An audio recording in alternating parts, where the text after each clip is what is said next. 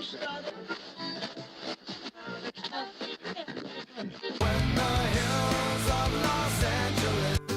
Angeles, I'm and most Hollywood nights. She goes to California, oh, California. What you say about Los Angeles? LA got the people saying,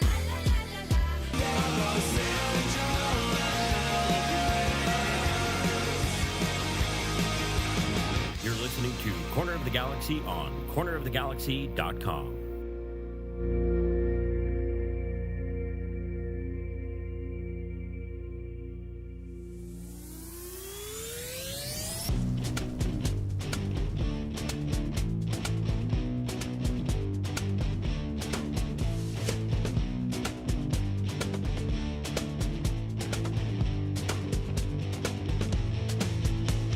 Welcome to Corner of the Galaxy, the show that talks 100% LA Galaxy soccer.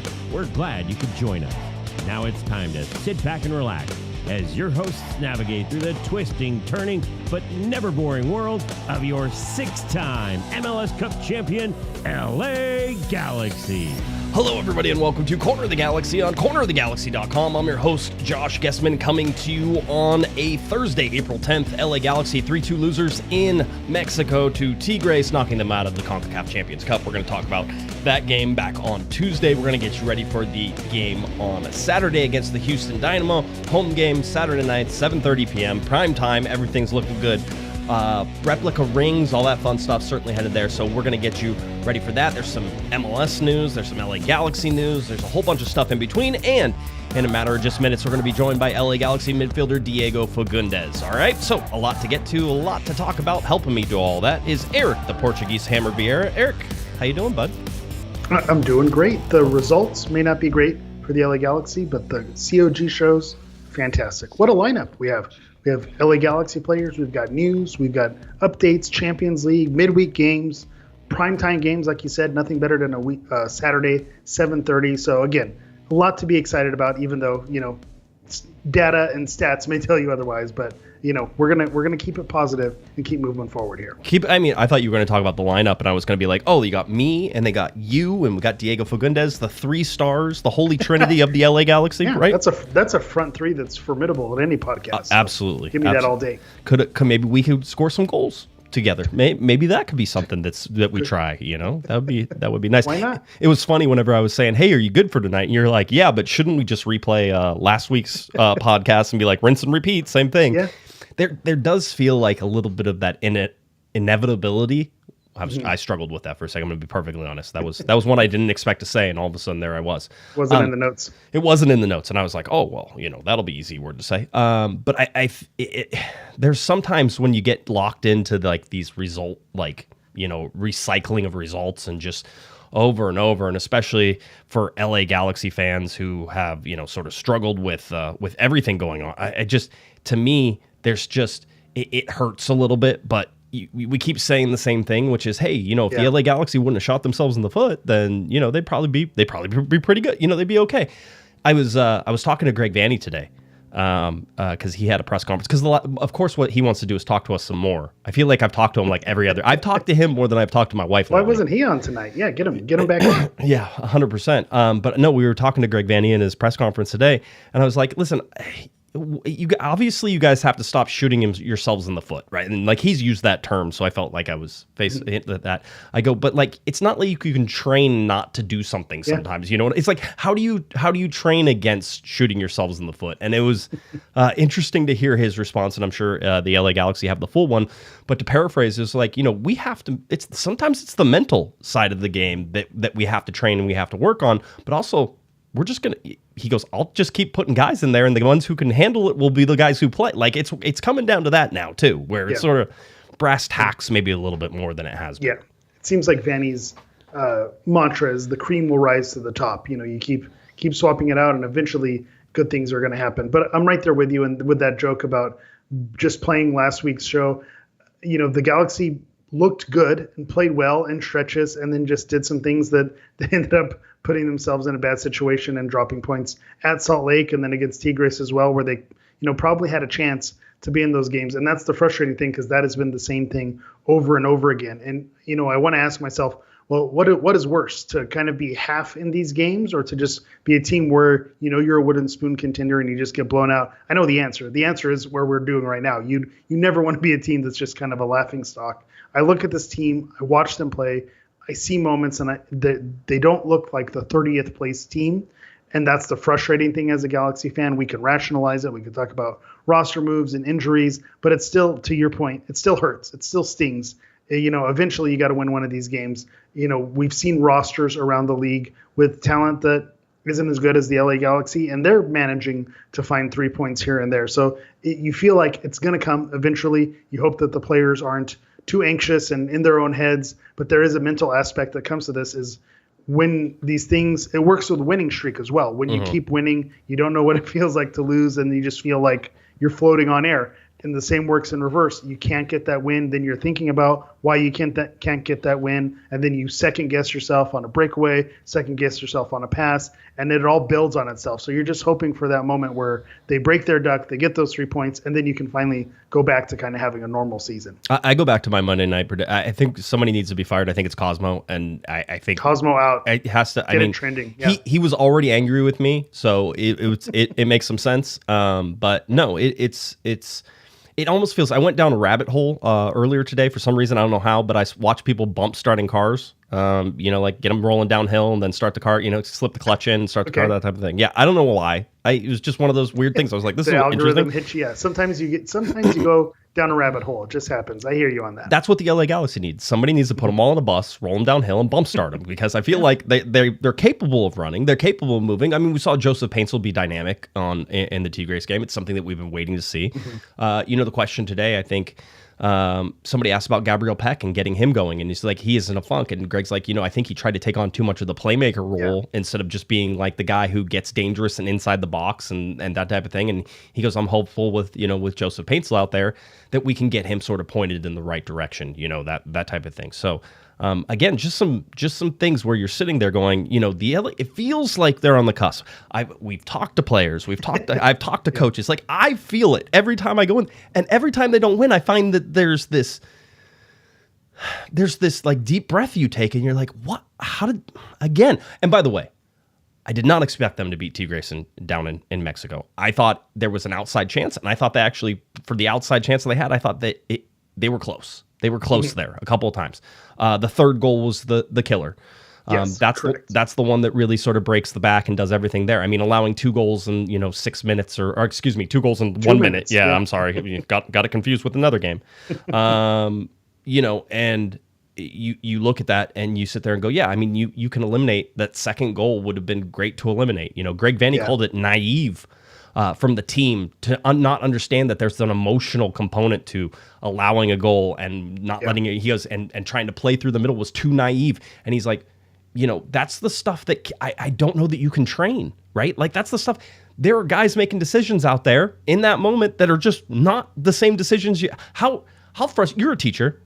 You teach It's in April. You mean the same directions that we've been doing the same thing all year long, and then all of a sudden you're wondering why they're not doing exactly the same thing that you've been practicing all year long? Yeah, I have no idea what that's like. But sometimes you do throw your hands up in the air and you go, we've talked about this. We've done it, and it is more mental than anything. And I think naive is a good way to do it. Hey, you just let in a goal. Away at their stadium, maybe we can put our guard up a little bit more. There's something to be said about, when the other team scores, or even when you score, you say, 0-0, you go back into it, let's forget about it. And there's that mental edge of putting it behind you. But then there's the element of, hey, we just let in a goal. Let's, maybe play a little bit different. I thought you gave a great shout for Paintsel and him being dynamic. I really like the fire that he brought and kind of getting into it with a lot of the Tigres players and the goalkeeper. Guesman, that to me was entertaining. Tigres, their keeper Guesman is just, he's a character. He's someone who you want on your team and you hate to see on the opposing side. But he is absolutely pure entertainment whenever he's on the field. So to see him and Paintsel kind of going into it, I thought that was a nice little chess match. I didn't watch the follow-up, but it would not shock me if they, traded jerseys at the end of the game, because it seems like they were going at each other, right. But there seemed to be a mutual respect there as well. And so you see those performances from Paintsville. You see them score 2 goals away at a top caliber LigaMx team, and you scratch your head. You go, well, how is this not working? What's not translating? And then when you add in the fact that these are players that were on a championship team last year, so obviously it's in there. It's in there somewhere. It's just not clicking right now. Well, maybe we can get some answers, because joining us now is a man who is currently playing his 16th season in Major League Soccer and his 3rd season with the LA Galaxy. He's on the cusp of reaching 400 games and becoming the 15th player in Major League Soccer to do so. Currently sitting at 399 games. Could we see that become 400 on Saturday when the LA Galaxy take on the Houston Dynamo? Please welcome to our show, number 7, Mr. Diego Fagundez. Diego, do we got you there? Yes, I'm here. How are you? Thank you for having me. We're doing great. Thanks so much for calling in. We appreciate your time. I know we were sort of rambling on a little bit while we were waiting to connect the call there and stuff, but I'd love to hear sort of just your experience down in Mexico. Obviously, you guys don't get the win 3-2, come close to putting the away goals rule into effect there, but overall and the experience, what was it like down in Mexico, and what did you think of the game?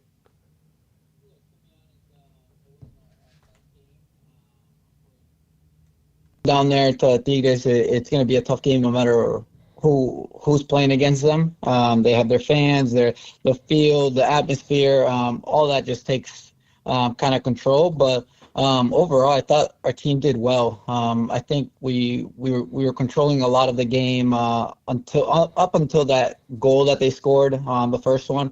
And then just a sloppy mistake by us to let them come back into the game, because a 1-0 game, we're still in. We can still fight and everything. So, but 20 seconds right after they scored, I think that kind of hurt us so much. And I think that was the factor of why we didn't qualify, because after that, we had a bunch of chances after we went to a different lineup, different formation. We adjusted a little bit on the way they were playing, and we were winning balls in their box and in their half, and we were creating chances where that's how we got our goal with Joseph. And then I think we had 2 or 3 more that we probably should have finished, and if we're better in our final spots. Yeah. You guys could have had some chances there. Greg sort of talked about it today and said he thought the game was more maybe choppy than fluid, the way that maybe you guys wanted to play. Did you feel that out there? I know it's a pretty tense environment with everything going on. You talked about the crowd and everything going on there, but do you think you guys could have played maybe what he called maybe a little more smoother in possession? Yeah, I think we could have been a lot more smoother. I think if you look at the game again, it wasn't like we were like a dominant team where we had the ball the whole time, or we were giving really good passes. The field wasn't the best at all as well. It was very sticky, and the grass is very different, but there's no excuses still. At the end of the day, we know how to play soccer. We know what kind of team we want to be, and we're better than that. And like I said, I've said it to Damien earlier today in training when we had an interview. If you go back and you look at every game, there's not one game that someone has outplayed us. Maybe the first one against San Diego, but at the same time, we also give a mistake where we get punished, and after that, it's just game on. But if you go back and you look at every other game, there's not one team that has outplayed us. And when we went to Tigres, people might have thought that they were going to outplay us, and they did not. We were there. We were fighting to the end, and we made it hard for them. And of course, like I said, mistakes get you punished, and that's why we didn't get to qualify. Well, Diego, I said it a little in the intro, and I want to get your thoughts here before maybe we talk even more about the team and the season, and then obviously the Houston game a little bit here. But on the cusp of 400 games played in Major League Soccer, when you hear 400, I think I know what you said to Damien, but what does 400 games played sort of mean to you? Nah, it's funny when I said to Damien today, it feels old, right? Like when you start thinking about how many games have people played in 400, and I think I heard a little bit. I think you said 5th or something around there in the league, which is kind of crazy. Yeah, 15th right now. You will be the 15th person ever to have played 400 games. There's some active ones in front of you, but I mean, do you have any idea sort of who's in front of you? Do you know who the number 1 is? This was actually one of the questions that I had for you. Do you know who's number 1 in games played? Is it Beckerman? You know what? He is second behind his teammate, who's a goalkeeper.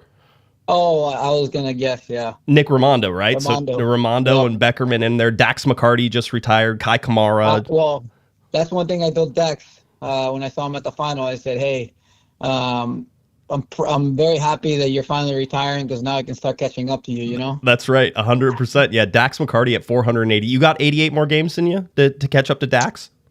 Yeah, hopefully a lot more. There's definitely a lot more games in his body. Hopefully 3, 4 more years, 5 more years, whatever it takes. As long as the body continues to keep accepting. Right now, I've been feeling really well. I know numbers don't really show what people want to see, but if the amount of running and work that I've been putting in on this body, it still says that I'm still fresh and I can keep going. Yeah, I was talking to you, I think, after the Tigres game at Dignity Hill Sports Park. I asked you how your legs were after I talked to Edwin Cerrillo about his legs. How are the legs holding up? You've been playing a lot of minutes. No, they're good. Our staff is really taking good care of us. They're making sure that we're recovering properly, and that's something that we really need to thank them for, because the amount of games and the amount of running we've been doing is just insane. But at the same time, we have some young guys on our team that can really run, so that really helps. For me, I just try to be ready as much as I can, prepare for a game, and at the end of the day, I want to play every game and try to help out the team. Right now, it's not our best results. We're not getting the best results, but this is where players need to really step up and show their face. And I told you that from day one. I'm not one guy to hide behind doors or the social media. Like, you see me out there, I'm as frustrated as everybody else. And Right. People can, like I said, people can say whatever they want about me or about the team and stuff. At the end of the day, I know this team is giving 100%, and we're trying to make people happy and ourselves happy. If we didn't want to win, then we wouldn't be playing this sport right now. Yeah, how's it going, Diego? Eric Vieira here. Just What's up, Eric? going, How are you you? mentioned you mentioned kind of the milestones and being around the league, and that the numbers may not necessarily show the work rate that you have. Something that I like to hear from players is their personal goals going into a season. Since you're not necessarily an out and out striker where goals and assists is something, do you have any personal metrics that you set going into a season, or do you let things come as they may, or do you set specific goals that you try to hit those targets as the season comes along?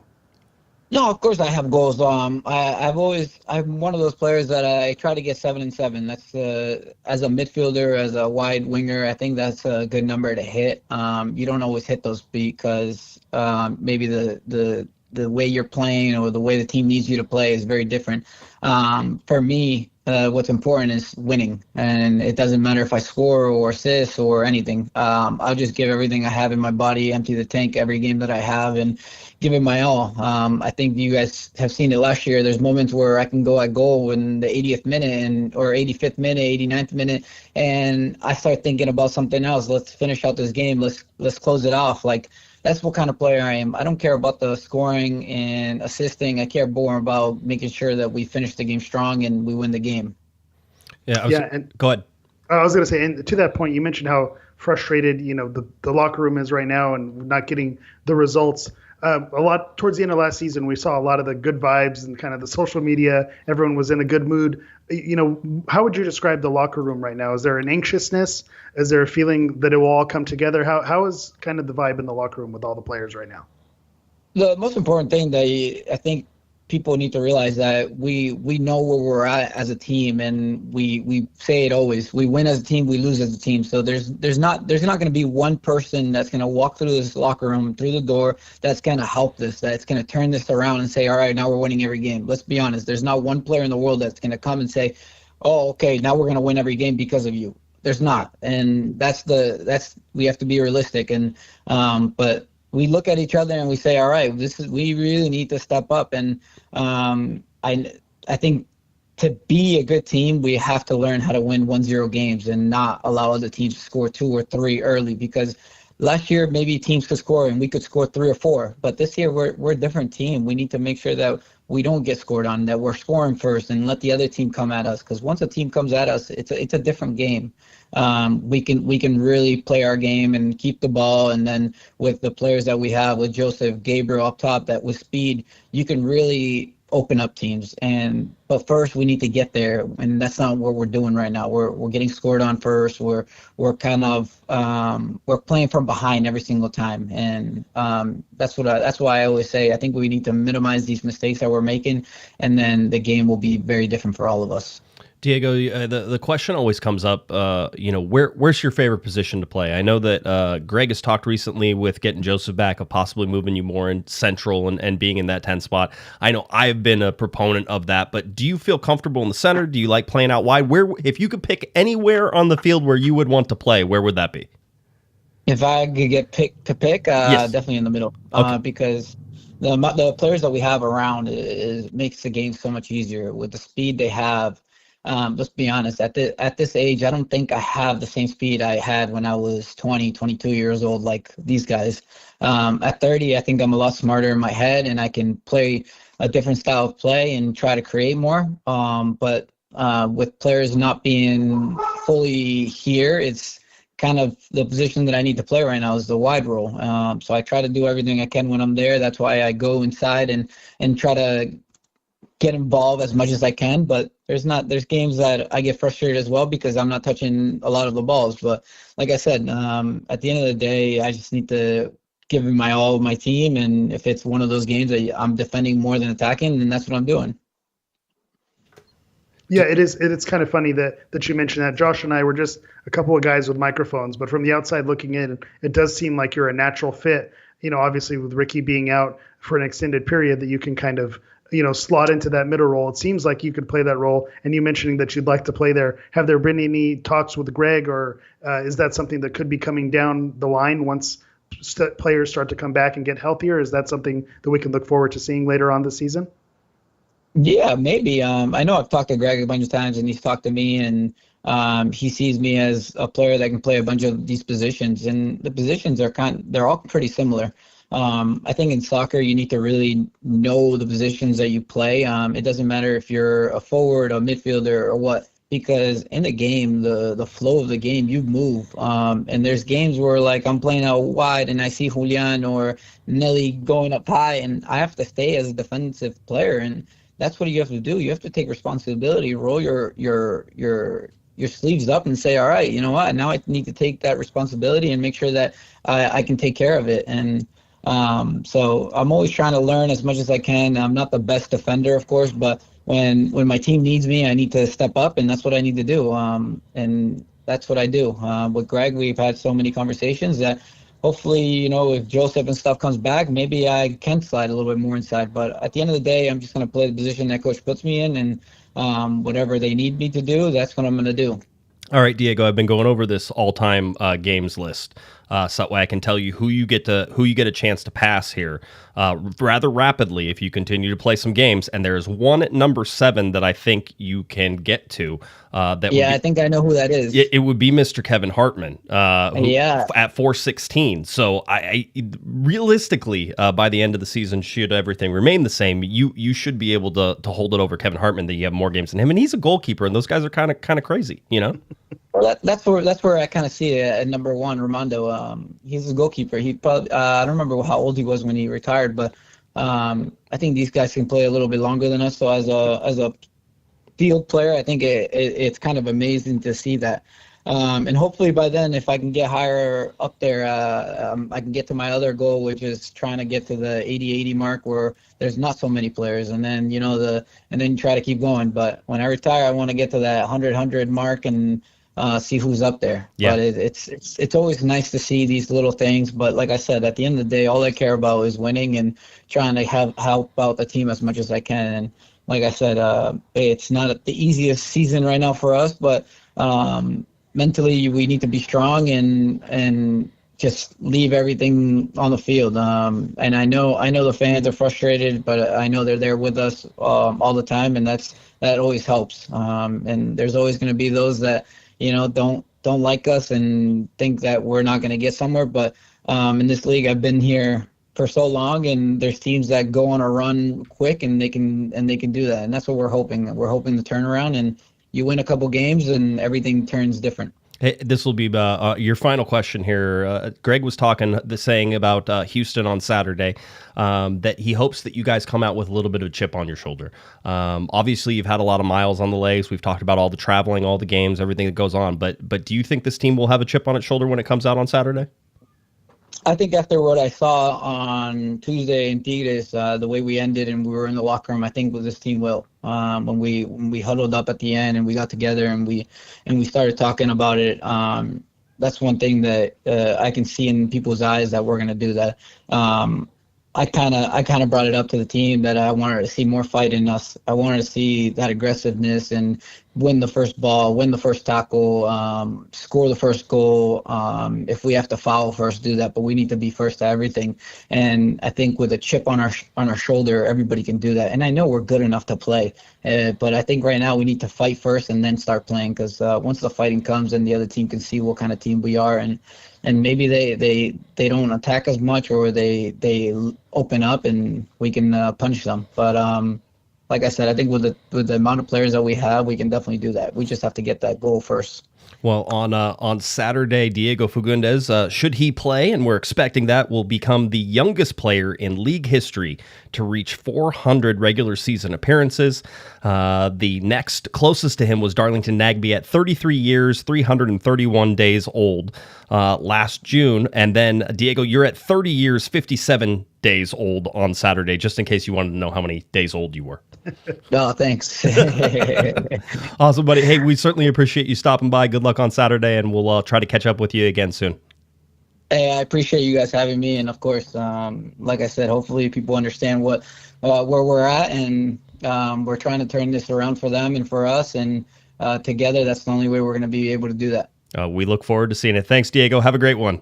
Thanks, Diego. Yeah, Congratulations on everything. All right. Appreciate it. Thank you. All right, there he goes, Mr. Diego Fagundez, on the show. Always great to talk to him.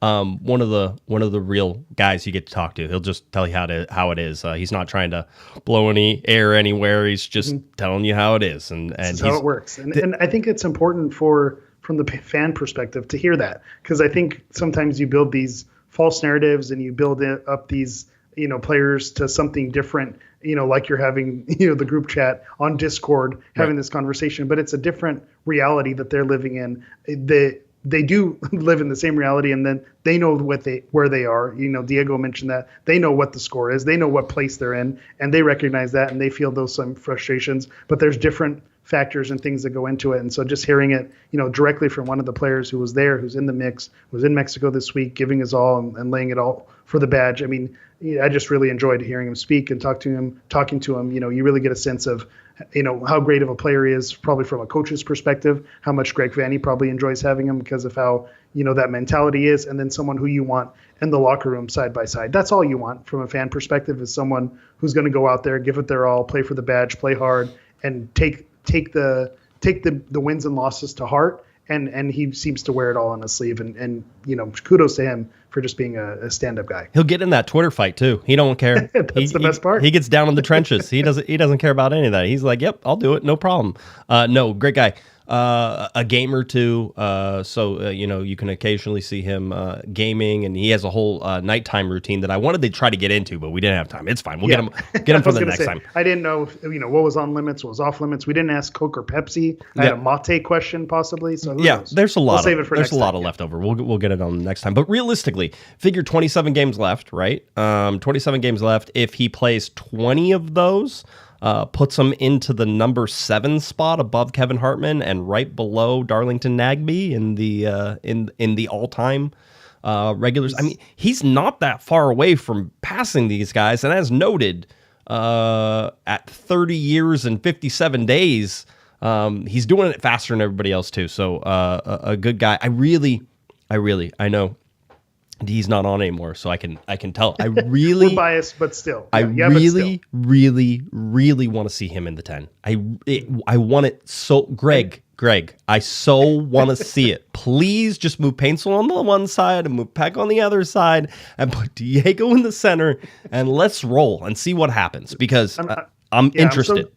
I'm so glad that came up because you've been saying it, I've been saying it, and now Diego's been saying it. He wants to play in the middle. That's where he so wants come to on, be. what more do we have to do to get Diego Fagundez playing in the midfield, pulling the strings? And I think as far as the record and passing, well, I don't know if the record isn't it, but as far as passing Kevin Hartman and continuing the streak, right now he's, you can't play more games than he's played. He's played every single game for the Galaxy in the regular season this year. So I think he's on track as long as everything, I'm going to knock on wood. Yeah, I was going to say, I was trying not to do that during the interview. I kept going there too. Seems right on track because he's 7 for 7 so far, and you just hope he keeps going. I wanted to tell him too. I was trying to get all of his years in Major League Soccer on one sheet so I could show everybody, but it barely fits. Like I can almost not screen cap it because it's so many. But you got to shrink it. He is 16 seasons, which means that a Corner of the Galaxy started 1 year before Diego Fagundez started playing, which means Eric, you and I are old, although you weren't there whenever it first started, but we were younger when we started. I'm still old. Yes, that doesn't change that fact. No, it doesn't.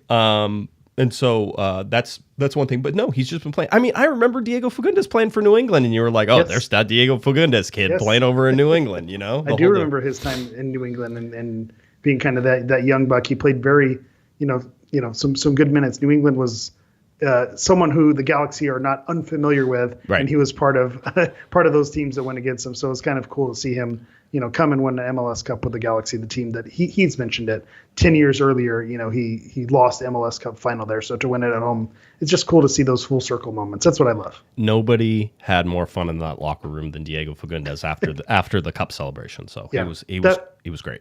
That was one of my questions as well, but that we didn't have time to get to is it was kind of a somber mood. I was like, let's relive last year. Let's talk about some of those memories and what his core memories would have been, because I have that in my head as well as the post of him pushing Ricky around with the cigars and the ice bucket. Like, let's go and relive those days. Right now, it's not fun. Yeah. Go back to happier times. We'll just, what, next time he just gets to be a co-host. That way we can just, because we're going to have all these questions. Diego, what do you think? That would be nice. Hey, two morons with microphones over here. Would you like to help us out? Hey, but there's consensus on him playing the 10, so we can't all be bad, right? Don't throw the baby out with the bathwater. Also, he has told me he is a listener of the podcast, which is scary, and I don't like it. All right. Yeah, it makes me nervous. Go wrapping up Monterrey and heading down to Tigres and doing that whole thing. Greg Vanney, I was going to do this thing where I showed you how. Remember how I said Zonka was? Remember last Thursday, whenever I was much. Yeah, and then Zonka went and had a couple moments in each of these last two games. Yep. Go on. He apparently is not a listener to the podcast, or he is, and he's trying to make me look bad. I said, don't worry about it, because with Zonka, you have basically the same thing you're getting from Maya Yoshida. Okay, gonna make me swallow that, and that's okay. I deserve it. It's fine. To be fair, Maya Yoshida has had some moments where, you give him the benefit of the doubt, but, it's been there as well. Obviously not twice in 2 games to make you regret it, but, it maybe makes us reframe the Maya Yoshida conversation where, hey, he was, maybe he's not setting the world on fire and you don't realize what you have until they're gone, a la Ricky Puig, that we're learning as well. Yeah, so I was going to show you that one of the things that's hard to judge Zonka on right now is the fact that he's having to play with Amiro. And Emi's a difficult person to play next to. Maya Yoshida has talked about it. Zonka himself has talked about it. He came in whenever we talked to him after the last Tigres game saying that he gets to play next to, Garces, and how it's a different style because Emi's a little wild sometimes, right? And the different things.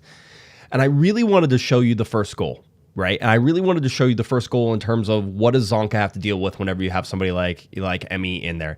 And then Greg Vanney today told me, and I sort of said that, he goes, I won't get too upset about the first goal. The cross is from distance. It's in a good spot. They did a lot of good work to score that goal. He goes, and I'm okay with giving up good goals sometimes. He goes, it is what it is. He goes, now, could we have organized better? Yeah. He goes, you'd hope that you could. But I really, really wanted to show this picture of Amiro Garces and understand that he has to do a lot more work than he's doing, and he's not picking up the ideas of where the danger is readily, right? And in this particular case, I will show the picture, and it's a little blurry because of screen cap from a moving picture, so you'll live with it. But the cross is coming from the left-hand side. You have Amiro Garces, who's on the front of the goal scorer, and then Zonka, who is bracketing him from behind. Now, Zonka has to worry about the player who's right next to him and also the guy behind him who's going to eventually try to ghost in here. Julian Aude is on the back post, and he's there too. But it is usually the fronting defender who has to get to the ball. It is not the guy coming from behind. You can try to put a body on. You want to try to be physical, but you're already behind them. It's going to be difficult for you to get in a position to stop that ball. So it's the fronting defender. And here we see Amiro Garces sort of ghosting into space where there's no danger of anything happening. He has cover on both sides, and all he has to do is recognize this cross is coming in and take 1 or 2 steps backwards, and he has the man covered. Zonka trying to come over and get in front of him is never going to happen, right? And it's one of those things. There needs to be better communication there. And I wonder if that is causing Zonka's problems. Clearly, I can't save Zonka from his RSL kick. Yeah, that's a different thing. That's a different and even, thing. I think that one, I don't know, maybe agree to disagree. I feel like that might be a bit harsh just because I'm more on the Vanney side of sometimes a good ball is a good ball. I agree. Because if that ball's a little short, then Garces is right there. And I understand what you're saying about Garces being the wild card and that being something that maybe Yoshida has more experience in being able to tame that a little more, where Zonka, is new to the team and kind of figuring some things out. So I think that's a real thing that probably causes some turmoil. But in that particular situation, that's tough. That is tough. But you're right. These are all things when you're not winning games and you only have one win and it's against Herediano midweek. Then some moron on the internet comes up with stuff. I know how it works. I'm as bad as everybody else. I get it. It's 100% there. The second goal, a midfield problem. And it has been a midfield problem. Greg talked about the naivete of the team and not being allowed. You cannot allow that to happen. But the other thing there is go and watch that, and it's a horrible replay because whenever they try to replay it, like they cut it to where the ball has already been turned over and Tigres is already attacking. But Greg talks about the fact that they were in a 3v3 defending position on that goal, and all you want to do is turn them outside, right? It's all about don't let them come inside, make them go outside, make them go the farthest way around, right? I mean, that's really it, and that also gives you time if you can do that. The fact that the entire midfield for some reason was all on the right-hand side and trying to get back into the left center to guard up and plug up things, the biggest problem with this LA Galaxy team for me is the midfield. And you can talk about the defense, and that's fine. And the defense is going to get blamed for goals because that's what happens in Major League Soccer or any soccer, by the way.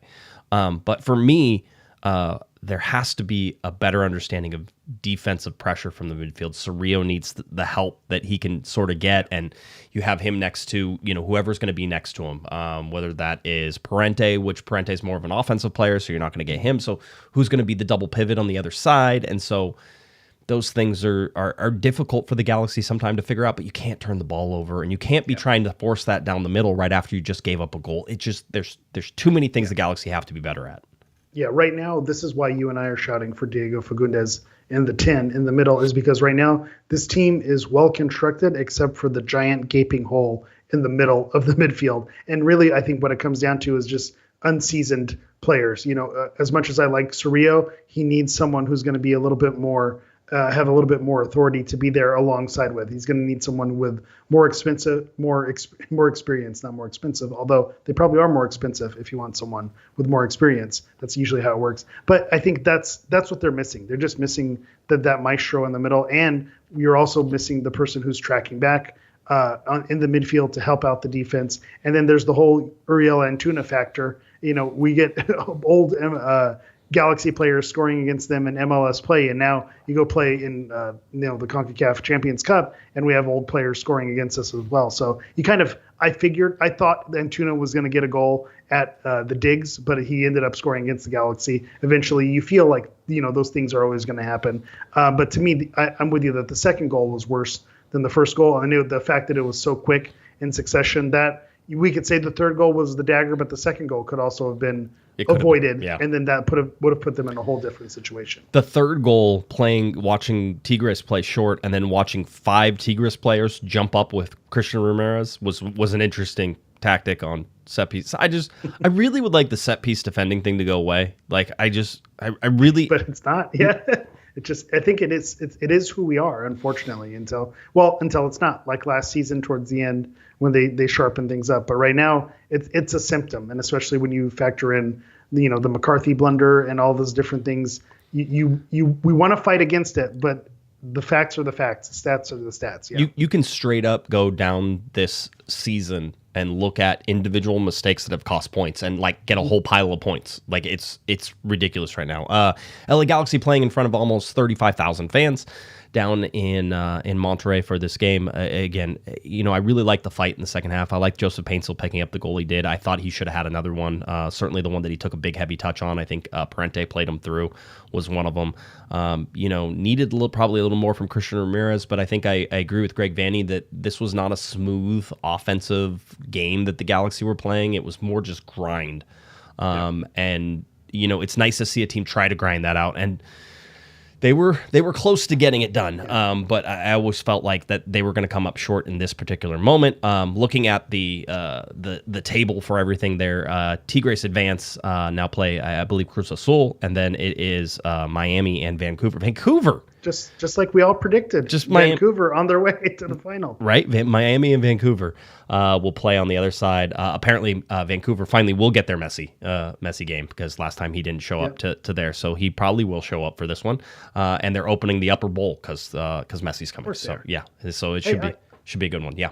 I'm a believer in Vancouver this year from what I saw from them and kind of what they've been building over the last couple seasons. I think we've seen them upset the Galaxy, and they have a lot of those same pieces. And to counterpoint where the Galaxy were replacing a lot of people, and there's some inconsistency and still filling each other out on the roster, Vancouver was able to keep a lot of their core and are now just adding those other pieces. So I'm kind of a believer in Vancouver where they're at. I want to go back to something about Christian Ramirez and the midfield as well in that Tigres game, and it's also a symptom in some other games. We were kind of texting each other during that game. Christian Ramirez's performance this season, while the goals are coming, it reminds me of a 2021 Chicharito where he was dropping back and essentially playing in the midfield because he didn't have that help, that builder, that maestro who was getting it done. And then he was having to drop back and play more centrally. So then he couldn't have his goal poaching role. And I think you saw a little bit of that in this Tigres game where do you want Christian Ramirez? You want him in the 6-yard box. You want him trying to get on some headers and kind of being the finishing touch. You don't want him dropping back into the midfield and trying to take players 1v1. And I think that's just not his game. And I think that's what we're seeing. And that's the scary thing, but it also goes back to your point about the midfield being the issue. It's the issue defensively because they're not, it's not creating situations that's going to help the defense be solid, and it's creating issues offensively because now your forwards are basically having to drop back and be part of the midfield. So I think that if we're going to point fingers at any position or any area, it seems like it's pretty clear what the issue has been for the Galaxy this season. Move Diego into the 10 and we don't have any problems. We have the answers, folks. That's it. That's all we're trying to do. The LA Galaxy gave injury updates today. The big news, Marco Reus looks to be trending towards availability with barring any setbacks. That was the qualifier. Barring any setbacks, the Austin game could be a game where he is available. That also goes the same for Mauricio Cuevas. So both of those guys. Cuevas training all week.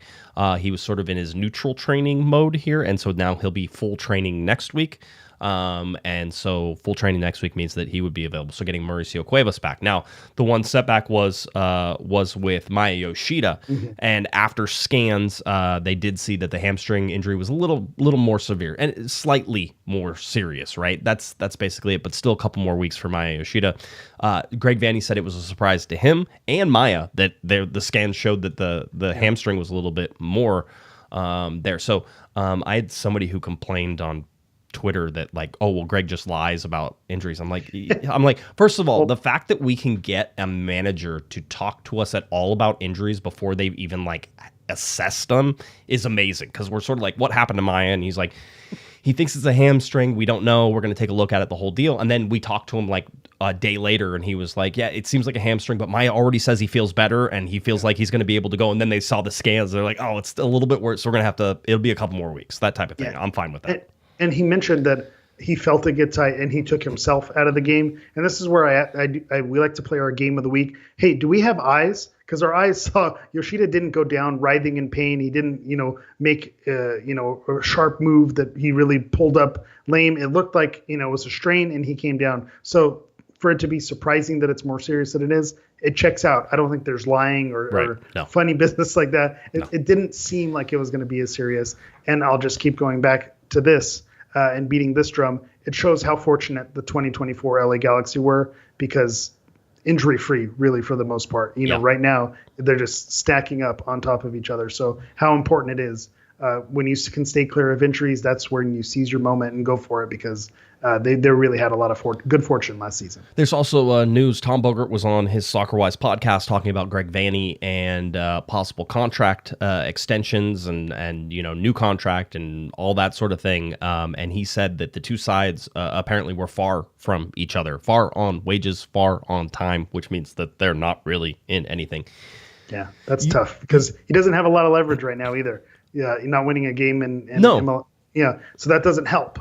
Well, and this is a guy who just won MLS Cup, so you would think he should have all the leverage in the world, but it doesn't seem like it's trending that way. It is something, though, that I always think of it from this way. If you're at the LA Galaxy, now is the time to negotiate, right? Because you're sort of, he doesn't have all. By the way, Greg Vanney's going to sit there and just keep tapping on the MLS Cup every time you try to say something. He's like, ding, ding, ding, ding, ding, like that. And that's what I would do, if I'm his agent and everything that's going on there.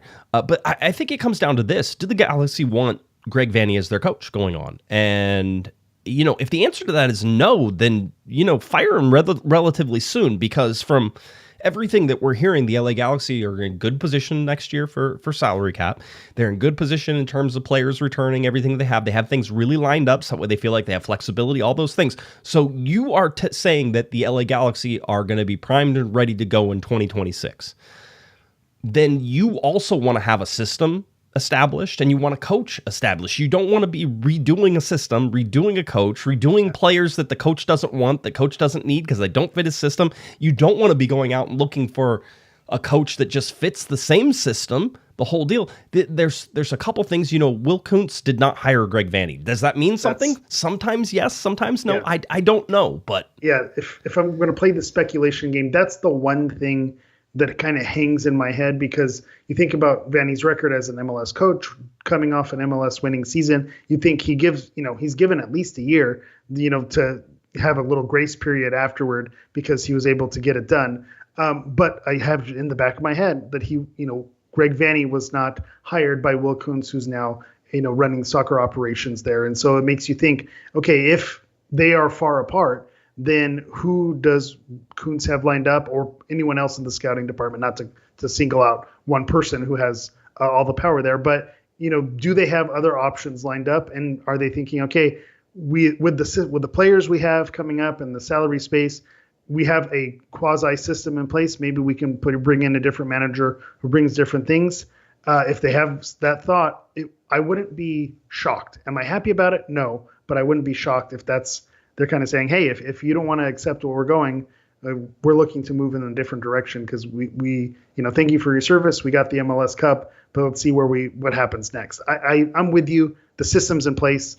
Why change it? He doesn't have the fully stocked kitchen, so I don't know that you count that against him, unless I'm going to do the thing where I talk against myself, where if you're only good when you have a fully stocked kitchen, what does that say about managerial qualities? And we've kind of seen Greg on the hot seat before. So, what comes first, chicken or the egg type of thing? I think that's what makes it a weird situation. Right. I feel bad for Vanney because he's coming off a great season and was able to get a lot out of his players. So the fact that they're far apart makes me a little bit sad. But again, I would not be shocked if things keep trending in the wrong direction, that maybe you see around the summer. They start looking for other options when managers become available. Well, to me, by the way, I'm in no way advocating for Greg Vanney to be leaving. I actually think that if you're the LA Galaxy, you have the leverage right now to be like, all right, we know you're going through a rough patch. We saw the injuries. We know everything that's going on. We know that this team is loaded. It's loaded to play the system that you're playing. We get it. Here's our offer. Let's make a deal. Let's get it done, and let's be done with this. That's what I would suggest the answer be. And I think, that extension is 2 to 3 years. And I don't think that that's a problem. By the way, Greg Vanney will have put Greg Vanney here for a significant amount of time. Yeah. This is not a small, nothing. No, it's not nothing. It's not a small amount of time. And I think I'm okay with that. I like the direction that the Galaxy, despite what is happening right now, and I'm a believer this is an aberration more than anything else. And I'm willing to sort of watch and wait that play out. Now, here's the problem. as Kevin Baxter and I were talking about this, if you go ahead and renew Greg Vanney right now, and then he doesn't win for the next 27 games that the Galaxy have, then you just sign. Then you're paying him and you're firing him, right? The same deal. So I get the balancing act. I just think that this really needs to be wrapped up by summer. Otherwise, doesn't that? I think Greg is the consummate professional, but at the same time, you have a team who's like, no, we're not going to give you a contract. And you're like, okay, so I guess I'll just play this out, this season. I guess I'll just die. Yeah. That's what it feels like. Yeah. So, I think summer is the window. And I think it all depends on if they're able to get a string of results here. So that's going to be what it comes down to. The thing that I think can't be undervalued is Greg Vanney's understanding about what it means to be a part of the LA Galaxy organization. Preach. How he was here from day one, being a player, being a manager, what it means to him. I think tactically we can talk about X's and O's and other managers, but I don't think you can undervalue what the heart, the pride factor. I know that's a silly thing to say, but that's a thing, understanding what it means to be part of the LA Galaxy. And I think going out and getting anyone else to just kind of plug in here, sure, you can do it and it can be flashy and it may, work for a little bit, but there is something about having kind of your own guy. Greg is a Galaxy guy in my mind, even though he has cups with Toronto and stints in other clubs. To me, he feels like an LA Galaxy player, an LA Galaxy legend. So I think keeping him here, there's a lot of positives that come with keeping him here. So I'm hoping that we get a turnaround that way. We can stop, asking the questions. This stuff can eventually run its course too, right? Like we have to understand that is also a possibility, that the time has just come and it's time to move on. I don't believe that. I'm just trying to lay all this stuff out there. So anyway, yeah, we are a fan base that was ready to get rid of Bruce Arena, who looking back, we're like, man, why did we want to get rid of that guy? Yeah, he seemed to have some things figured out. Yeah, 100%. Let's see. Let's get to some other things. The LA Galaxy Unified team was announced and showed off all of their wonderful lockers and the signing ceremony and everything like that. And it's such a great way for people to be involved. That shot right there. Dude, it's always the best. Yeah. Dude, I love all these players who get to play and all of the helpers that are out there and just everything that they do. So if you get a chance to see a unified game, usually they're played after the Galaxy's main games, that type of thing. We'll try to give you a heads up whenever they play. But some cool things this year. I think they're actually getting to travel. I want to say that there was a big game that they get to travel for. I'll research it before I said it. They usually do. Usually the teams that they're playing against, if they have a unified team, will travel in this direction. So yeah, I think that's part of it. But maybe if it's a bigger blockbuster ticket, then that'd be kind of cool. Yeah, it would be very cool. The other thing that happened just recently was that the LA Galaxy front office, executive staff, that type of thing, got their rings. There was a ring ceremony. Right. Now, okay, I just want you to imagine. Let's all put on our wedding planner hats for this. Okay, imagine you want to get married at Dignity Health Sports Park. Tell me that you don't want this to be your wedding. I am talking center field. This could be us. Eric, you and I could get married right here. Center of the field, long tables. There are party string lights. I got to have your party lights out, right? Party lights. It looks like a wedding venue. Across the top. It even looks more like a wedding venue whenever you look at the table decoration. Who is getting married at this? And why everybody's getting a ring? They're all getting married. But basically, that's a great point. Yeah. See this ring ceremony was pretty special. By the way, if this happened any time in the last couple of days, the weather outside was probably freaking perfect too, because it has been nice outside. Nice. But just the ability to be down on the main field, which, by the way, they protect the main field with their life. I get to walk on it once a year at the end of the season. Usually we take a picture at the end of the season out. We didn't do it this year because obviously MLS Cup, and that's kind of crazy. So that wasn't happening. But we usually take a picture after the end of the year. We get to step on the field one time, and literally we have security guards being like, "Are you sure you're supposed to go out?" Like it's a thing. But for you to work for the club, to get a ring, to be surrounded with this environment. And remember, it takes a village. And here's all the wonderful people who got to celebrate out there at this wonderful venue with like the dance floor out on the thing. But I'm getting married there. I'm already married, but Eric, if you'll have me, I think we should get married here. I know they do stadium tours and there's all kinds of things, Wingo Tango, all these other ways to get revenue. I think they found their new way of getting revenue. I think you could make this a wedding venue. You can charge premium prices, and you can absolutely get some LA Galaxy fan weddings here. I think that's pretty awesome. And shout out to Tom Braun, who's just in that picture as well. Every time that he's on, we're able to have an opportunity to talk with him. He always talks about the front office staff and how they're an integral part of the team. Obviously, the on-field performance is huge. But again, I think going back to what I was saying about Greg Vanney, you can't undervalue the importance of what it means to be part of the organization. I think you can't undervalue all the things that go on behind the scenes to make the social media work, to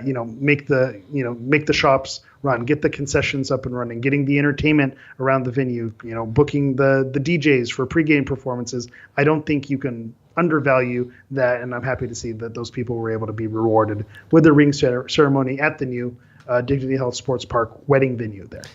Joe, by the way, with comment of the night for everybody. Jeesh, everyone's scoring on our field except our own players. There you go. See, that's way to bring it back down to reality. Joe, we appreciate that.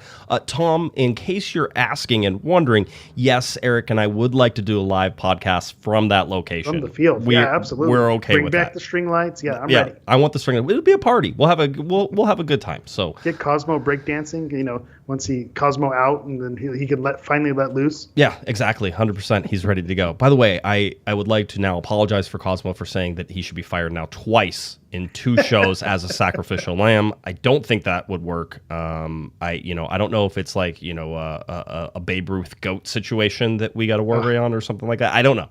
Something's got to happen. We just saw Luka Doncic do what he did against Dallas. So again, let's not go there. The LA Galaxy must have sacrificed a lot last year in order to be put in this position. You don't know what they traded, to the soccer gods on the whole. So we'll take a look at that. Another thing, sort of popping up, and certainly something I wanted to watch: Ricky Puig back and training and doing all that fun stuff.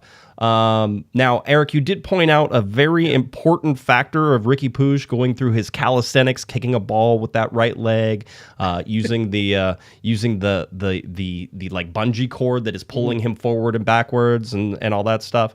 But what did you see specifically from Mr. Ricky Puig?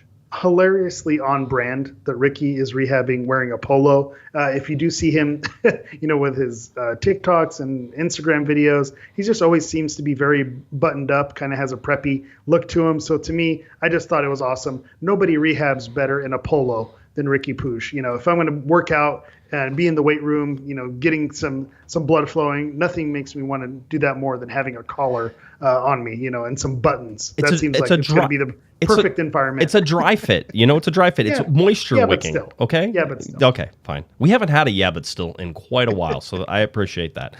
Joe asks, is he in Spain? I do believe he is in Spain. We've been seeing him sort of come back and forth on occasion, but I think the majority of his training and recovery is happening back in Spain. Let's get to the LA Galaxy. Oh, wait, we had 2 super chats I wanted to get to. A couple super chats. Yeah, first of all, Gary, $2 super chat, who forgot to ask Coke or Pepsi. Thanks, Gary. Good job. That was your job, and you messed that one up. We'll have to get Diego on again. You can try him on that. But Gary wants to know what your thoughts are on capybaras. Thanks, guys. There isn't anybody who doesn't like capybaras, right?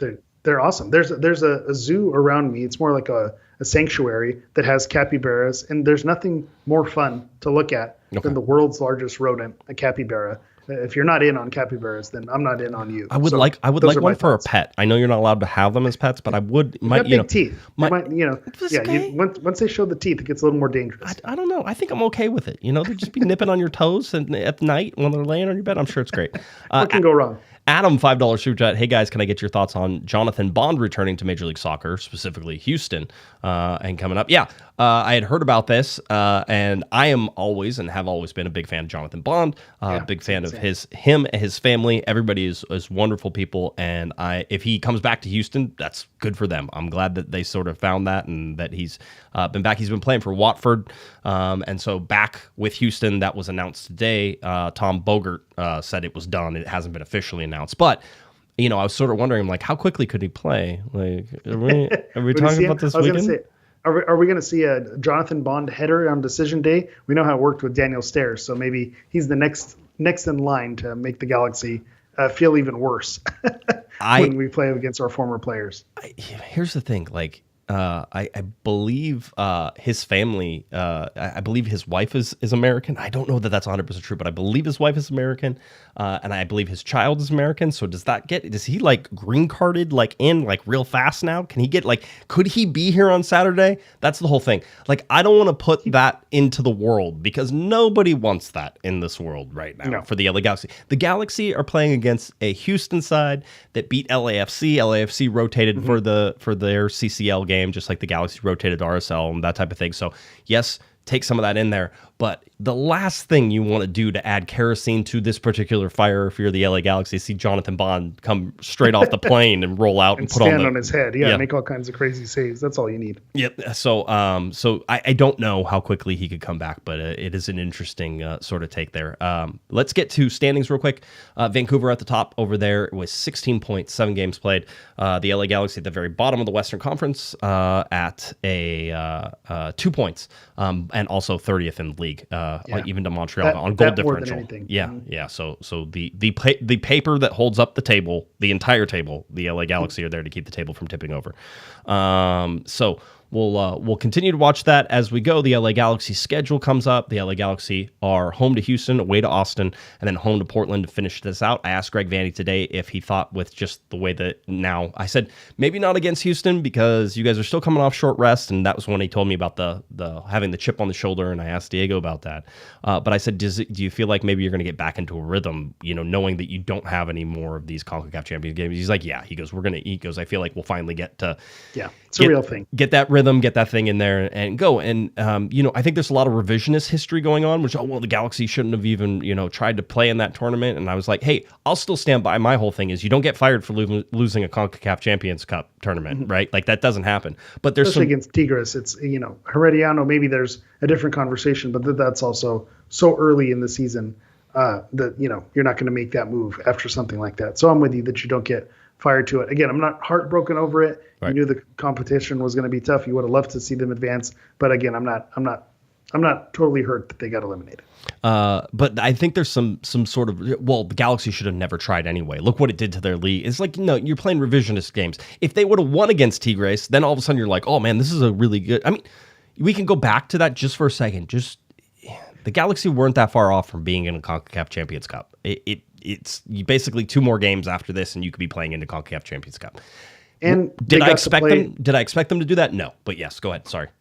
No, I cut you off there. But again, and they got to play against a tough competition in a hostile environment in their stadium. I think that's something that's only going to, be better. Your players are only going to be better off being in that situation than not. So I think you do take a positive out of that. Yep, absolutely. So that's where we sit on in terms of that. Seeing the schedule come up for May, it's so busy. It's so busy.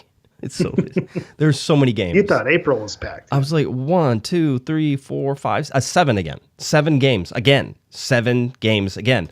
MLS today. Statement from Major League Soccer. Major League Soccer's Board of Governors today authorized a second phase of exploration into a potential move to the international soccer calendar, along with a continued evaluation of the league's regular season and playoff formats. Any potential changes would not take place until the 2027 season at the earliest. This next phase will include additional consultation with key stakeholders and the development of a comprehensive transition plan. Listen.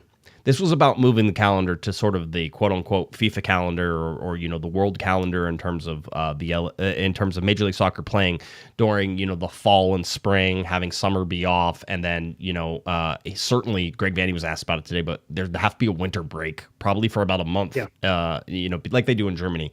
I think it's 5 weeks. Yeah. Yeah. So you'd have to take off a significant amount of time in the winter to allow the cold weather teams to not have to play in there. I mean, I don't think Montreal has played a home game yet, right? I mean, we're not crazy in that the winter is a problem. There's also another side of this that doesn't get talked about too much, which is like playing in February or January or February in Orlando ain't the worst thing in the world, right? Like that's actually a better time. And playing in Dallas in July is also a literal nightmare. Yes. And you don't want that either. So those are my kind of feelings on it. The other arguments that you're hearing is you're going up against college football, you're going up against the NFL. And so, what's that going to do for the sport? And this may sound like, I don't know if this is a defeatist attitude or what. MLS is not going to compete with the NFL. We're not taking viewers away from the NFL, and you're not competing against college football. So why not just have it all at the same time? You have your niche. The people who support the clubs will go there. Obviously, people support NFL and other teams as well. But I think there's enough people in this country and on the planet to kind of fill stadiums and make things work. But there's multiple stadiums that are sold out during NFL season and college football season around the country. So I think that I understand the argument and wanting the game to grow in this country. I get it. You want it to be as big as the NFL, but they're not there now. So I don't think saying, well, we don't want to go up against the NFL, that should be something that is going to deter you. I think you want to try to stay on the FIFA calendar. You understand that there's going to be a break. You're avoiding, as someone who was born and raised in Southern California and then now living in North Texas, give me, the winter schedule. I'm all for it. And I think it also forces the hand of the owners in these cold weather markets to say, hey, let's make sure our fields have the right proper irrigation, proper heating systems for our pitch, and make sure everything's ready to go. I think it kind of forces their hand to make sure that they're, have their stadiums and their teams in an environment that can kind of survive and get through it. I'm a fan of this move just because I think one of the things that does hold back the league is the transfer market and being able to get players during the summer and being on the calendar with the Euros and Copa America and World Cups during the summer. I think it is a little bit silly that we have league games happening while everyone else is on an international break. So I'm a fan of this move, and I'm curious to see what possible solutions they are going to have for some of those winter markets. Yeah. Again, I'm sort of there's going to be a lot of pressure put on some of these the lower spending teams to actually do something, and that's going to be the big deal. They're going to have to deal with owners who do not want to be a part of this, who don't want to spend money, who don't want to switch, don't want to be brought into the big leagues. Yeah. I specifically, I can sort of look at Montreal as probably the best prime example of that. That would probably be one. Certainly, I would look at possibly a Dallas side that, yes, they've done a lot for the league over the years in terms of what the Hunts have done, but they're usually one of the lower spending teams, and their Colorado might be one of those that you look at and sort of say, okay, are you getting the big spend buck sort of idea, and what do they want to do? And, are you going to play in Colorado? Are they seeing Denver as a opportunity to play in during December, January, February? So the good news about Denver is that if you just delay the game by one day, if it's really snowing, the next day will be 80 degrees, so you don't have to worry about that. Denver is pretty crazy whenever it comes to weather. So, but that's sort of one of those things that's also the overcurrent of what is happening here in Major League Soccer and everything else. That discussion continues to happen on. There are owners who want to spend more. There are owners who want to go into things. Certainly looking at what they can do with Apple plus additional TV revenues. I think there's a pretty strong consensus that Apple is good for the diehards because it's all places in one time, but is it growing the sport? And probably with a closed ecosystem, maybe it's not. But again, I argue, how much are you really growing anyway? So that's kind of where I don't want to come across as a defeatist. I did see on one of the social media platforms, I think it was Sebastian Salazar had mentioned, that the viewership numbers are way down. How is this growing the game? He was able to watch second division and all these things. And I'm just thinking, well, ESPN didn't put a bid. So how can you're saying you're able to watch these games on ESPN or on Fox, but at the same time, they're not putting bids to help grow the game either. So I don't know that you can be mad at. And last time I checked, ESPN isn't free. The Fox Sports channels aren't free. You're paying for a cable bundle. So it always seemed like a weird thing. These games are not, technically free on some of these apps. You have your Paramount Plus for Champions Leagues and things like that. So if people want to watch something, they're going to have to pay some type of service to get it. And so that always seems silly. And then the final point on that is every single week, there are free games on Apple TV. You just have to download the app and find it. There's a game of the week on Fox every week. So, I think that's kind of a silly argument to throw things at how is this growing the game by having it behind a closed door. And I think it's just kind of funny coming from someone who has, a show on ESPN, but they're not exactly investing and showing highlights on SportsCenter to grow the game either. So, you need to put your money where your mouth is if you're interested in growing the game. Adam, $2 super chat. Hey, any analysis on Joe Dickerson for the game? Can I suggest a follow for everybody, by the way? At Edgar Nags, News Across the Galaxy, NAGS. Edgar Nags is one of my favorite people in the world to follow because he always has referee information. So it is Joe Dickerson. I actually like Joe Dickerson. He's usually not a pro on my list of people who I have to worry about. Let's see. Since 2017, according to Edgar, he has refereed in 127 MLS regular season games, 14 with the LA Galaxy, 7 wins, 4 draws, 3 losses, with 5 wins, 2 draws, 0 losses at home. 9 with the Houston Dynamo for 1 win, 2 draws, 6 losses. With 1 win, 1 draw, 4 losses away. So there's your perfect one. The last time Dickerson did an LA Galaxy match was a 2-1 loss versus St. Louis City away on 9/1/2024. He handed out 1 yellow card to the LA Galaxy and 4 to St. Louis. His last Houston Dynamo match was a 1-4 loss at home to Inter Miami on 3/2/2025. He handed out 2 yellows to Houston and 5 to Miami and a red card to Miami. There you go. Is that enough information? That works. I'm just glad we don't have a referee from the Houston area when we play Houston this time. So we're all good. We're in the clear. Joe Dickerson. There's a name you could trust. That's 100%. That's where you're looking for. Adam also asked if you know who's calling the game this weekend. I don't know who's calling the game this weekend. We were getting some steady guys. Do you know who it is? I don't. I know we were getting Edu usually was on the call, but I think with the Galaxy's form as of late, we're not getting the A team, and I think Edu is one of the Apple TV A team guys, and so I would not be surprised if he's no longer going to be in the regular fold unless the Galaxy start turning things around, especially with the 9:30 Central Time, obviously 7:30 West Coast time, but I think with the later times you might see more of the A team. Your Taylor Twellmans are going to call more marquee games. I think a 25th place Houston Dynamo versus the 30th place LA Galaxy is not a marquee matchup. So we're not going to get the A team, with absolutely no disrespect to any of the Apple TV commenters. Because, hey, I would love to be 10th on the list for Apple TV. The LA Galaxy facing off against the Houston Dynamo, who will travel approximately 1,400 miles in 3.5 hours to make it to Dignity Hill Sports Park. That's Saturday, April 12th. 7:30 p.m. is your TV start time. 7:40 p.m. is your kickoff time. That all on MLS Season Pass. This game with the LA Galaxy on Saturday marks the 44th all-time meeting across all competitions between the LA Galaxy and Houston Dynamo, with LA leading the series 18-14 and 11. Against Houston, the Galaxy hold a 14-14-11 record in league play and a 1-0 record in the Lamar Hunt U.S. Open Cup. So in 2 meetings between LA and Houston during the 2024 campaign, the Galaxy held a 1-1-0 record, 3 goals for, 3 goals against. In the last meeting between the two teams at Dignity Health Sports Park, LA defeated Houston 2-1 on May 25th, 2024. So like we mentioned before, this is a Houston side that's coming off a 1-0 win over LAFC. So that certainly should have them moving in the correct direction. And then they also have the fact that it looks like they just signed a new goalkeeper, Jonathan Bond, who I do not expect to be able to make it in time to play, but I'm sure he would love to prove me wrong. So what do you have? What do you have from this Houston side? I was going to say the chat also mentioning that Jonathan Bond, I believe, has his passport because I believe he was born in the United States. Oh, that's right. God, I forgot about that part. This is not good. This is not lining up.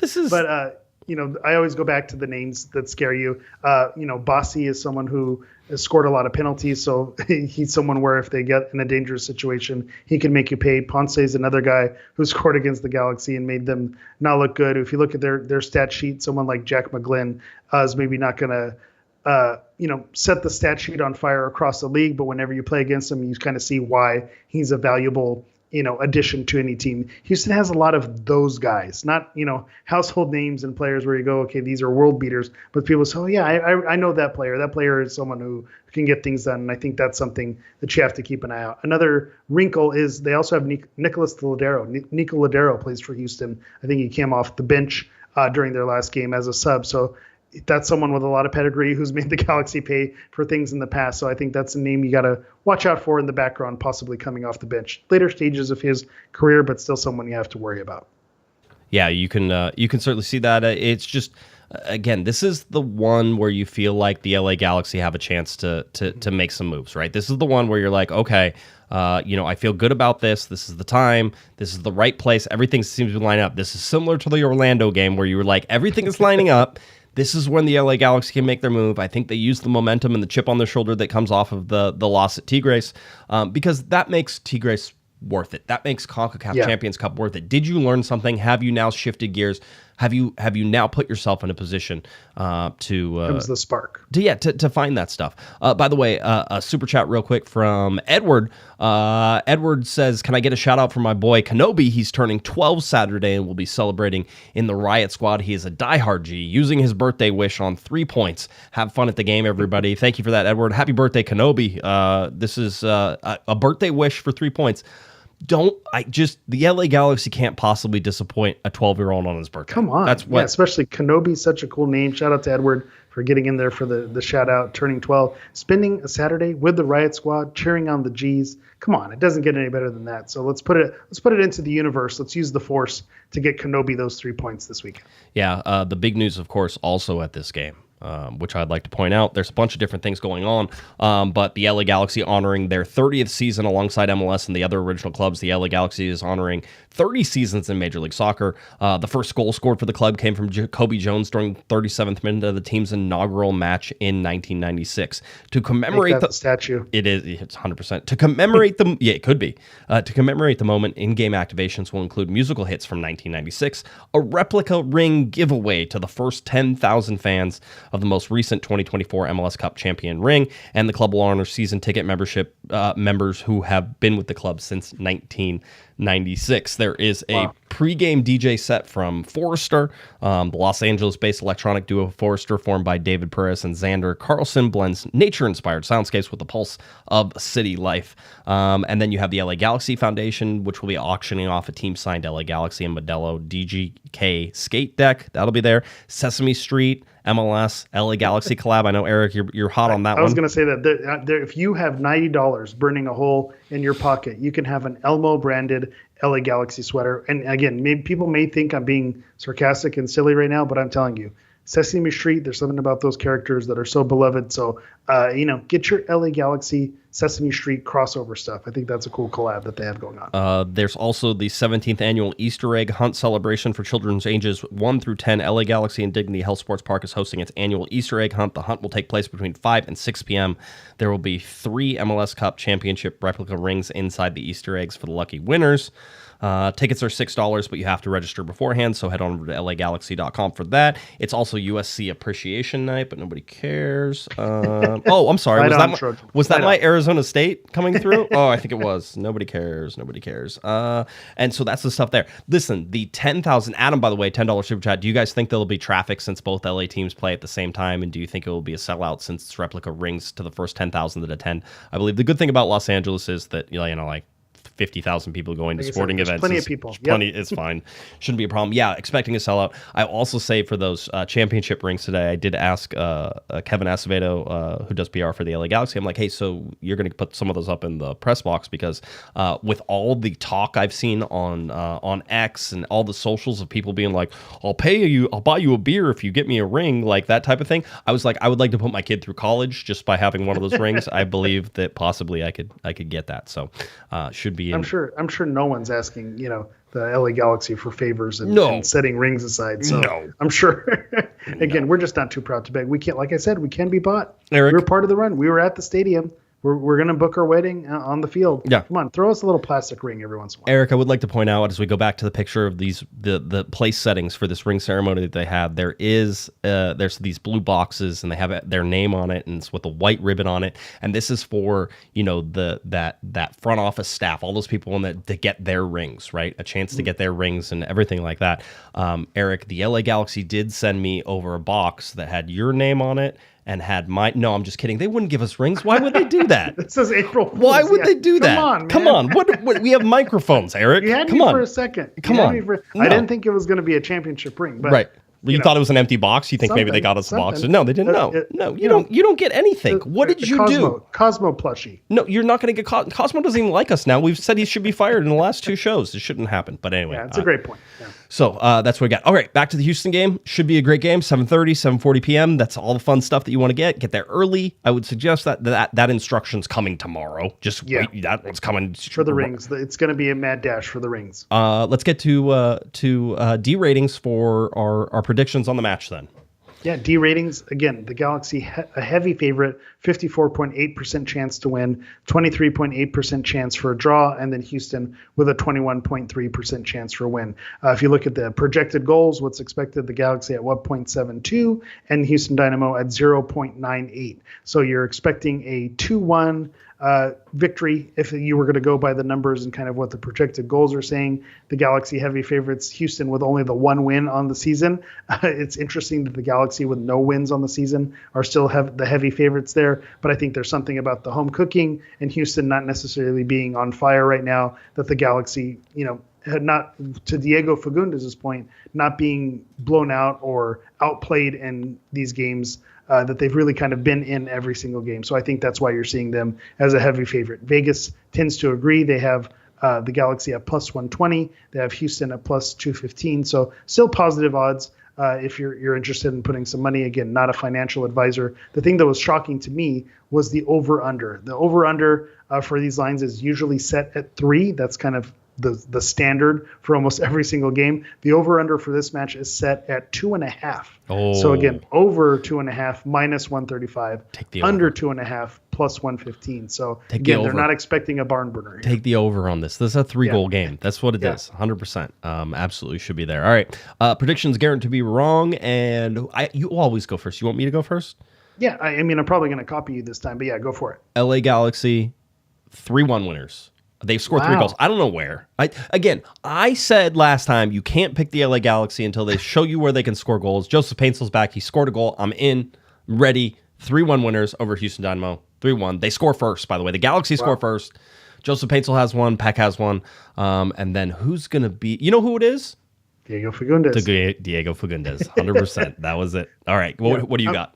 I was going to go now we've swapped places. I'm going the opposite direction. Good. I'm going the prove me wrong route. Yes. I think that they're capable of getting a goal or two. We saw that, the last home game that they were able to get a goal. We saw that they were able to get some goals at Tigres, but I just can't trust them not to let in one or two stinkers. I do think they go over on the 2.5, but I think we see a 2-2 draw. All right, there you go. Predictions guaranteed to be wrong. The LA Galaxy will host the Houston Dynamo coming up on Saturday, April 12th, 2025. 7:30 p.m., 7:40 p.m. is your kickoff time on MLS Season Pass. But hopefully everybody's there at Dignity Health Sports Park. We'll see you at a meetup, top of Section 108, bottom of the press box stairs at halftime. Love to see you there. Hopefully we can hang out a little bit and discuss how the LA Galaxy are already winning the game at halftime. That would always be nice. It's a fun, different way to feel. So we're gonna go with that. A big shout out, huge shout out to Diego Fagundez for coming on the show. Stopping by. What a guy. What a player. Absolutely, 100%. Was down for it. Wanted to do it right away. So always glad to have Diego on. Big shout out to the LA Galaxy, Kevin Acevedo, for making that happen too. So we appreciate everybody working hard to get these wonderful guests on our show and appreciate the time everybody took. All right, Mr. Eric Vieira, why don't you tell people where they... Is there anything else? Sorry, I always ask you. Anything else? I mean, as always, I'm always going to acknowledge my tribal chief, Mr. Kevin Acevedo there. So Yes. That's all I got to say. Okay, wonderful. Tell people where they can find you, and let's get on out of here. All right. You can find me on Blue Sky, Instagram, and Threads at Hammer EV9, Hammer EV and the number 9. All right, if you're looking for me on the socials at Galaxy Podcast, cornerthegalaxy.com, head on over to the YouTube channel, like, smash, subscribe, do all that fun stuff. Spotify, SoundCloud, please help us out. Tell your friends, tell your family. We are here whether the LA Galaxy win games or not. We will always be here to provide you with the latest in LA Galaxy news, entertainment, and players and coaches. All right, that does it for us tonight. The LA Galaxy getting ready to face off against the Houston Dynamo coming up on Saturday, 7:30 p.m., 7:40 p.m. is your kickoff time. MLS Season Pass. We'll see you at the stadium. Get there early. Parking will probably be a mess. All right, for Mr. Eric, the Portuguese Hammer Vieira, I'm Josh Pato Guesman. You've been listening. You've been watching to Corner of the Galaxy from the box. Or excuse me, Corner of the Galaxy on cornerofthegalaxy.com. Have a great one, everybody. You've been listening to the Corner of the Galaxy podcast on cornerofthegalaxy.com. You can follow the show on Twitter and Instagram at Galaxy Podcast. And be sure to check out and subscribe to iTunes, Stitcher, and Facebook by searching for Corner of the Galaxy. Fans, we thank you for listening, and we ask that you be kind and courteous to your neighbors as you leave the podcast. We thank you for joining us and look forward to seeing you again. Until then, I'm Michael Araujo, and on behalf of the entire Corner of the Galaxy crew, goodbye.